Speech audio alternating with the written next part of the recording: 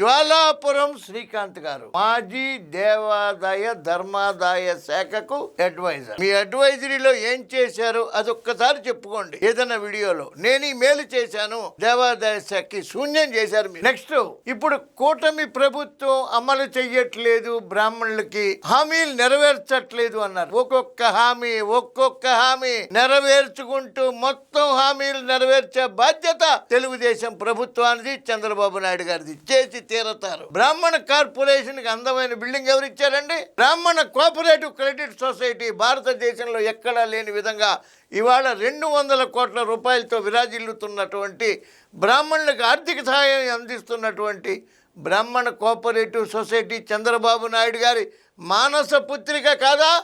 ఇవాళ బ్రాహ్మణుల అర్చకుల జీతాలు పెరగలేదా? దేశవ్యాప్తంగా వెంకటేశ్వర స్వామి ఆలయాలు నిర్మించాలన్నది చంద్రబాబు నాయుడు గారి ఆలోచన కాదా?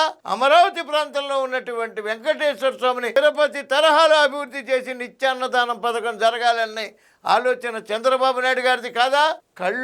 కళ్ళతో చూడండి, చెవులతో వినండి, పెదాలతో కాదు మనస్సుతో మాట్లాడండి. జ్వాలాపురం శ్రీకాంత్ గారు, బుచ్చిరాంప్రసాద్ గారి గురించి మీరేం మాట్లాడతారు? బుచ్చిరాంప్రసాద్ గారికి మీకు పోలిక. మా బ్రాహ్మణ్ కార్పొరేషన్ చైర్మన్ అద్భుతమైన పనితీరులో ఉన్నటువంటి బుచ్చిరాంప్రసాద్ గారిని విమర్శించే అర్హత మీకు లేదు. తెలుగుదేశం ప్రభుత్వం గురించి మాట్లాడే అర్హత అయితే లే, పూర్తి శూన్యం. మీ హయాంలో చేసిన పని ఏమైనా దమ్ముంటే చెప్పండి, నేను తెలుసు మీకు. ఫోన్ చేయండి నాకు కావాలంటే.